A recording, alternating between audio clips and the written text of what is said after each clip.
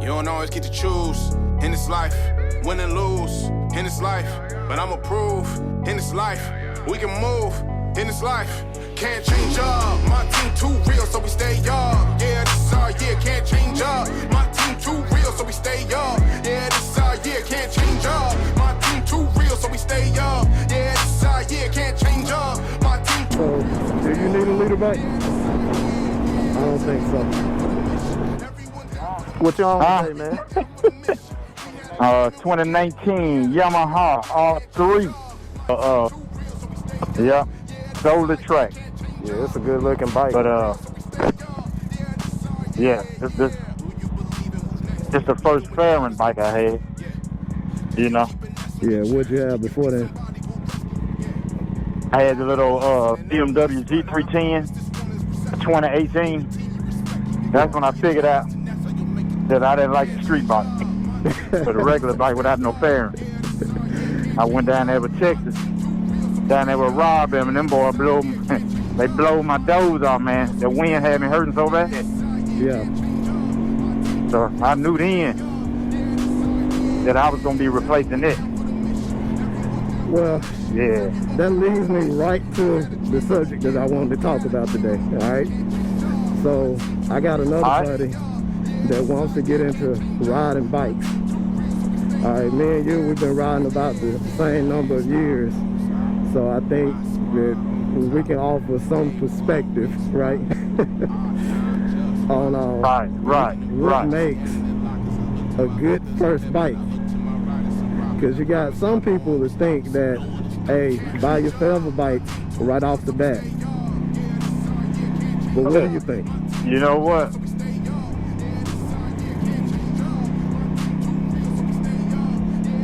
That, you know, ready to open this thing up a little bit? Yeah, open it up. Let's go. I can't say not to, hold on, what they got going on up here? Oh, yeah, that's a good point. I don't know. I can't say a six, they got the roll, like they're doing some, they're doing some work, utility work up here. I can't say that a 600, you know, a person can't start on a 600, can't start on a 750. It's probably more of a mindset, but I can say if you ain't never been on a bike, yeah. you probably gonna want to get you something a little bit small, you know. Not saying that you steal. That's not saying that you can't, you know. But if you have never been on one, because as you know, like I know, you get on something that's a little bit more less forgiving, and then that's when you start having problems, you know. Yeah, absolutely. I went into this thing with the mindset of, oh, I'm never going to drop my bike. I'm going to learn how to ride. And that was the biggest lie I ever told myself. Right, exactly. Because you don't know, when you first starting out, you just don't know what you don't know. And there's so many nuances to riding, right? So. Right, because if you're talking about something with the power, I think one of the main things that I found out early, and I guess I was probably riding with the guys down there, you know, in Texas, yep, is that it's easy to twist the throttle, you know. Branched out a little more, and I think I rode in my job one day, and then I said, you know what? I said, I'm ready. And then that's when I started riding, but I kind of, even on that 300, you know, hey, I had went off into the other lane, you know, not recognizing that a curve was coming up. Right. It's fixating on that. Had I been on a 600, I probably wouldn't have been able to save. Yep. You know, so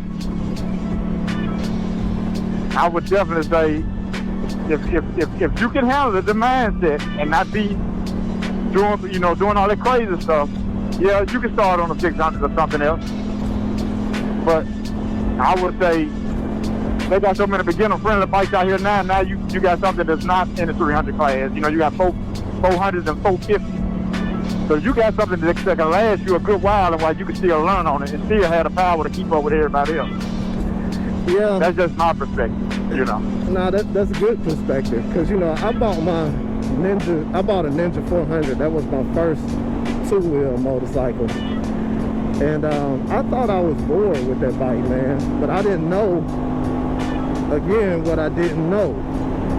And I thought it was all about straight line speed, but man, there's so much that I didn't know about, you know, really really controlling a bike, you know, all aspects of controlling, from braking, you know, throttle management, you know, being in the right gear, you know, how important that is for different road situations, different curves. Yeah, I didn't know what I didn't know, man. And I sold that bike way too quick and got the Ninja 650. And I guess, so how many bikes you done had so far? Way too many. I'm on number 5. I'm on number 5 right now, trying to figure this thing out. And you know, it's expensive to do it that way, man. It's expensive because every time I bought a bike and then traded them in, I lost so much money getting ripped off by the dealers, you know? I should have just held on to that Ninja 400 longer and really grew into it. Because that, for the stuff that we're doing now on the track and just getting into it, I'm looking for that bike again. You know, I find myself saying that that's the perfect bike to begin track riding on. So truck pulling out in front of us. I see it. Right. I'm just gonna be honest with you, man, because I you know, even the 675, I love my 675. You know what I'm saying? Yep. But you can't take the fun out this thing, man. You can throw this thing in the corner, especially, you know, like I said, you know, we getting up in age, man. I'm about to be, you know what I'm saying, 57 years old this year, and I don't mind the bigger bike, but especially when you start getting up past 600, you know, 675, the 750 is good because it's still on the 600 frame. When you start to get into 1,000, you got to start thinking about yourself, man, am I going to fight against this weight? You know what I'm saying? Try to hold this thing up, to try to, you know, lean it over a little bit more. You're definitely going to have to be physically fit, you know? Well, you don't have to, but I would recommend it. But see, I think at our age, a 1,000 just for clout. You know what I'm saying? It's just something that you just want to have, that's right. to say you got it. You know, take it to bike night, let it sound good and stuff. Because there ain't nowhere in the world, man, I can get everything out of a 1,000 that it's capable of doing. Nowhere in the world. But it's good to have that little power on the highway, and I understand that. But it's a time when to use it and a time not to, you know. Well, you know what, though? This has been a lot better on my pockets, you know, slowing down my pace of buying bikes. Realizing that instead of, you know, climbing the ladder on different, more powerful bikes, it's a better investment right now is to invest in myself and to get some coaching on the track. And plus, man, I enjoy being out there really pushing myself and pushing the bike and seeing what I'm really at. Because it's nothing on the street that can really tell you that, right?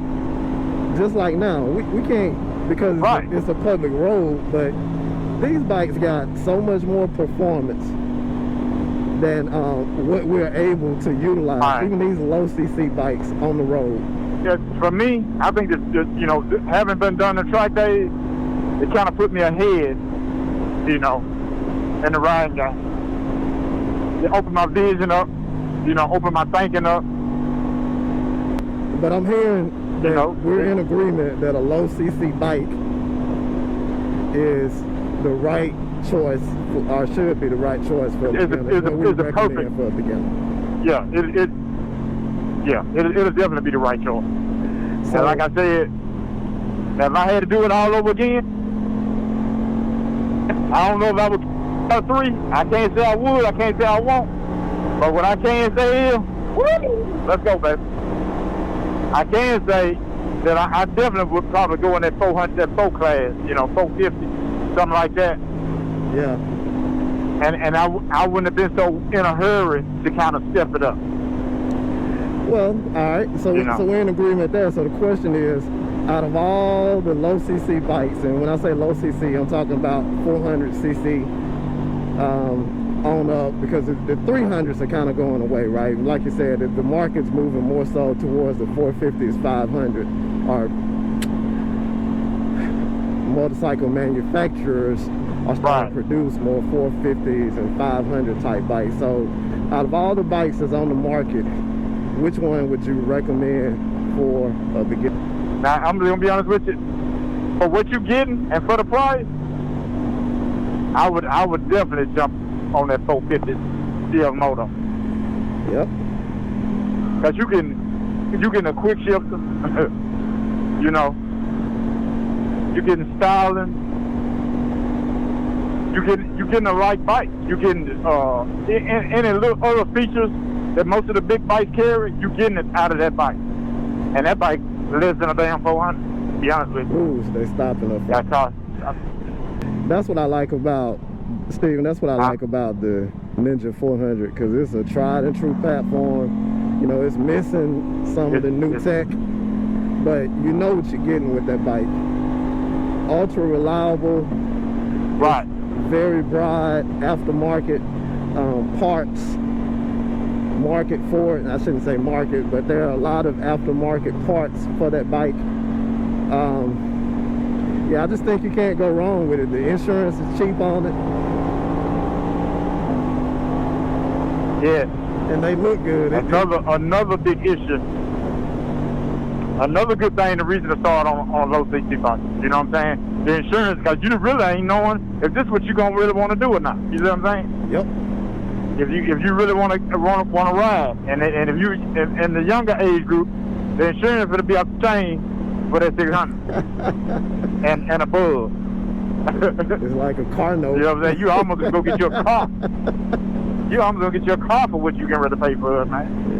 Yeah. You know. Insurance. That's another, like you said, that's a good reason. Both of them you got kind of sitting up, but I think the Ninja 400 is more sportier. Yeah, we keep straight. But I tell you though, that ZX4, the Ninja ZX4 RR, that bike is bad to the bone. But that bike will run with this Aprilia. It's 200 less cc's. Yeah. Yeah, now I know how to do that. That's what I'm saying. If you want to pay that price for it, you know what I'm saying? It'd be good if it's something you're going to do on the street and take it to the track. This definitely be a good track weapon, man. Ain't no doubt about that. Yep.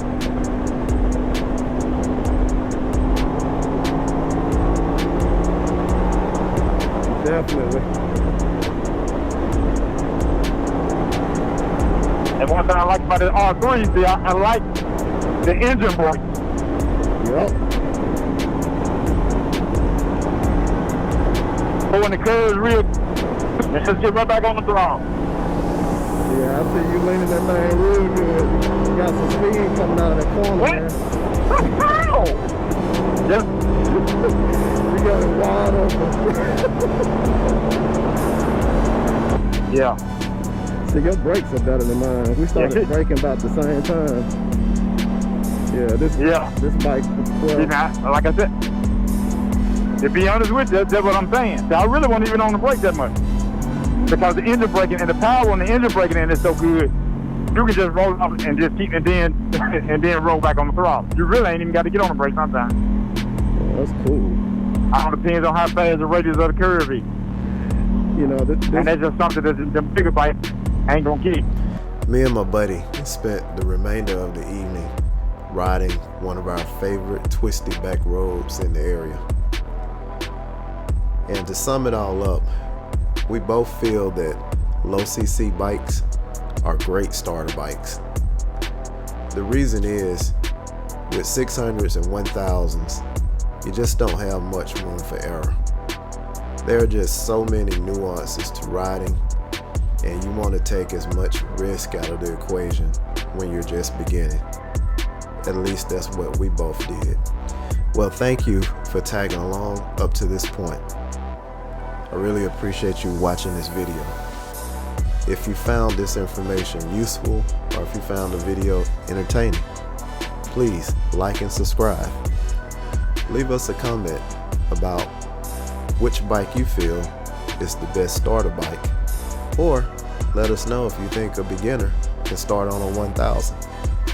At any rate, Deep South Moto out.